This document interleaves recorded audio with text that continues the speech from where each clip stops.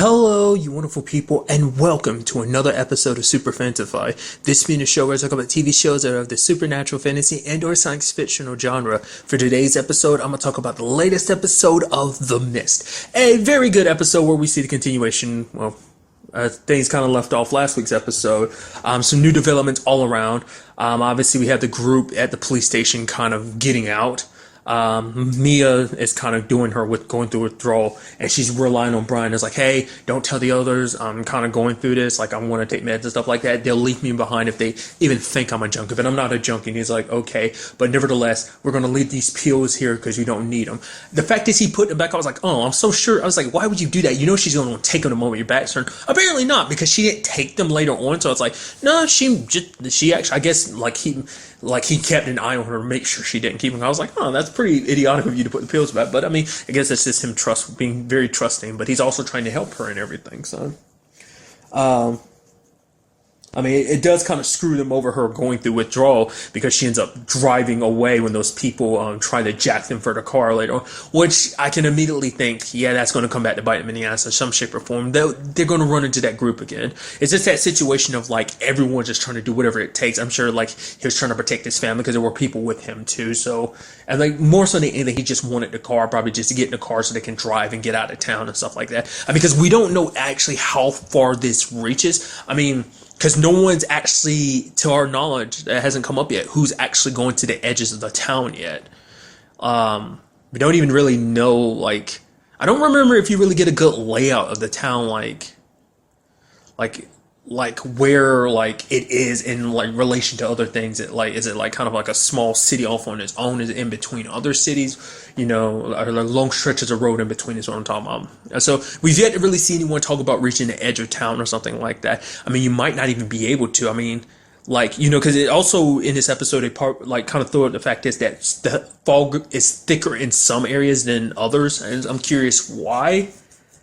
Maybe I don't know, maybe it's something that hasn't come up yet to explain, like maybe certain things kind of fight back the mist a little bit, or maybe like the mist is kind of sentient on its own, that maybe I'll kind of elaborate on that a little bit more, but for now it just seemed like maybe it's a situation of like, it chooses where it wants to focus its more of its attention, because it's like, oh, there's more people here, because the moment Kevin and the others in the police station stepped out, it started getting thicker, so maybe it allocates itself to more like the more heavily populated an area is, the more dense the fog is going to get. I mean, that's just me throwing it out there, but I mean, we'll kind of have to see as time goes on.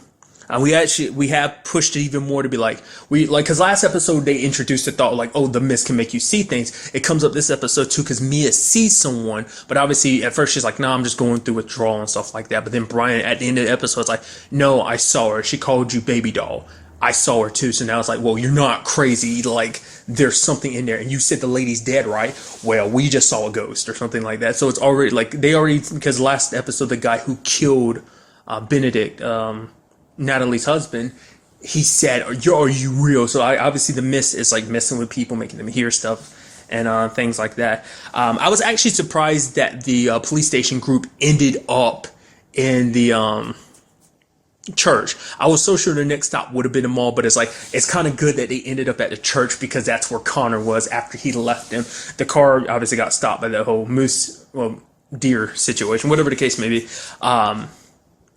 I love that confrontation. I was like, oh, this is getting good. And he's like, you left us. And Mia's getting all in his face, calling him a pussy and everything. And it's like, you're a coward and everything. It's like, you left us behind. And I love his excuse. He's like, no, I was attacked. And I blew the horn multiple times. It's like, you lying sack of shit. I love it. I love it that you're such a piece of crap that you have to lie about it. Talking about how you blew the horn. You didn't blow the horn once. You start seeing the fall, you got freaked out and you ran. Like I'm not trying to fault you on being scared, dude. Just admit it. I mean, but it's a situation of like, because Kevin was already getting up in his face like, dude, you're supposed to be the cop here. You're supposed to protect everyone, not put your safety amongst anyone else. I mean, really, if you notice the situation, it's not like he's like, oh man, I'm worried about my son and stuff like that. And the entire time, his son has never come up in conversation. Like, oh man, I'm worried about Jay. But Kevin's constantly brought up the fact is like, he's worried about, his family and everything. That's why he wanted to get there so fast. But it's like, I mean, just because he hasn't said anything about his son doesn't mean he doesn't care. But it's just something I couldn't help but noticing. But the fact is, he lied like that, and even the father at the church was like, "Whoa, I thought you said you didn't know what was out there." He's like, but it's like, "Oh, now you're telling us you got attacked." He's like, "Yeah, well, I didn't want to cause a panic." I'm like, dude, you're going to be that guy. I can already tell. You want to act all tough and everything, but when the going gets tough, you're going to like kind of falter, and then you're going to try and pretend like, no, I was doing the right thing. I'm the one. I got things. I'm in control. Like I said, it's okay to be scared, but the thing is, he's trying to keep up this bravado. Like, oh, because if he as a sheriff kind of falls apart, like everyone else will kind of fall apart too. So I guess in his mind, it's like, I'm feigning this courage for everyone else's sake. I'm doing this for them. I'm not doing this for me. Which arguably, it's more so for yourself, but still. And he even made that snide comment because it's like, Natalie wants to drink a little bit, reminiscing about Benedict. It's kind of a beautiful thing. It's like, okay, all of us drink cheap wine in his memory. And, Adrian's about to get some, and then the sheriff shows up. It's like, nope. Yeah, like no underage drinking. We know what happens when that happens, don't we? And it's like, you had to make that little snide comment like that. Like, it's definitely going to get heated because we already know that there was already tension between them beforehand, and now even more so when considering, like I said, the circumstances are happening outside, plus the circumstances between them and their children. So that's just going to be a problem moment. So I'm very interested to see what happens with the father storyline, because last week's episode I kind of brought it up that Natalie was going to be like the character that kind of portrays like the more religious angle of it, which it seems like that might not be the case. Maybe it is, maybe it's not, because in this episode, like, Kevin's like, oh, his spirit's here, maybe hopefully his spirit's here in some shape or form, or alive in some shape or form, which Natalie's like, no, there's nature, and there's the fact is that you're here or you're not here. There's no spirit or anything. So I don't know if she's like the religious type. Like I said, I compared her to that character from the movie played by Marcia Gay Harden, but it's like, I don't know if that's necessarily. Once again, I still haven't checked that. I'm sure that was her playing that character, but I don't remember. I even between this and that episode, I didn't think to check that out before let that come out of my mouth. Nevertheless, I'm wrong in these things a lot of times anyway, so it's okay. What's one more thing to be wrong about amongst the tons and tons of things I'm wrong about? But nevertheless, because you had that kid being like, no, father, you should speak up. Like, people hear God's voice through you. Like, obviously you're the closest one to God. Like, so when you talk, it's like, that's because you're talking for God. So it's like, you should speak up, ease people's minds and everything. So now I'm wondering, is it going to be the father who takes that position of that particular character in this movie? I mean, in this TV show or not? Maybe, like I said, like, I'm sure like the show is going to have its own thing. It's not going to be, but I'm sure I can draw parallels to the little bit I do remember about the movie to the TV show. So, but there's that circumstance, and then there's everything in the mall. I love that situation of like, oh man, we need to get to the security room. So where's the security room? Yeah, it's in the administration hall, the same hall that's filled with the mist, and it's got at least one dead body. Which I'll give them props. Using that drone was pretty smart. It's like modern day technology. It's a beautiful thing, like working like that. So I mean, it is set in modern day, so it's like might as well take advantage of being able to do stuff like that. That's the smart thing to do, since something else, not a person out there for recon. I mean, unfortunately, it got stuck or whatever. I was halfway expecting something to swat it out of the air or whatever, but turns out not to be the case. But what was interesting for me was when the manager, Gus, was like, he was like, oh, someone's going to have to go down the hallway. And he's like, oh, someone's like, oh, why don't you do it? You're the leader. He's like, I would, if my name gets drawn, we have a lottery or whatever. And I'm like, dude, he had maybe 2 seconds between breaths before that came out of his mouth. I was like, once again, I'm not going to bash you for being a coward. It's just funny to me. It's like, oh, I would. If my name gets drawn. It's like, you said that so quickly. You were already ready. The moment someone kind of threw your name out there, you're like, yeah. I mean, granted, it's a situation where it's like, it's equal opportunity. Like, because no one wanted to voluntarily volunteer. Because it's like, why would I? Because it's, at the very least, now we know there are at least 3 dead bodies. The mom that died outside, the dude that's in the hallway, and obviously the other body they found with the drone. Eve's name gets pulled, and a dude named Clint goes with her. Now, what gets very interesting is, like, obviously Clint's like helping her and everything, and they're using a radio to get a signal out. But he did start talking about some Arrowhead, and the dude wrote in the message that, she was immediately like, oh, it looked like Arrow might have been what he was writing in his blood. And now you have Clint talking about Arrowhead. He's got a gun on him and everything. So immediately my brain goes, okay, so this is something like in two different, it's the same thing, but two different approaches to it. This is some military thing, which I do remember from the movie. I mean, I don't know if it was necessarily a military thing, like kind of, nah.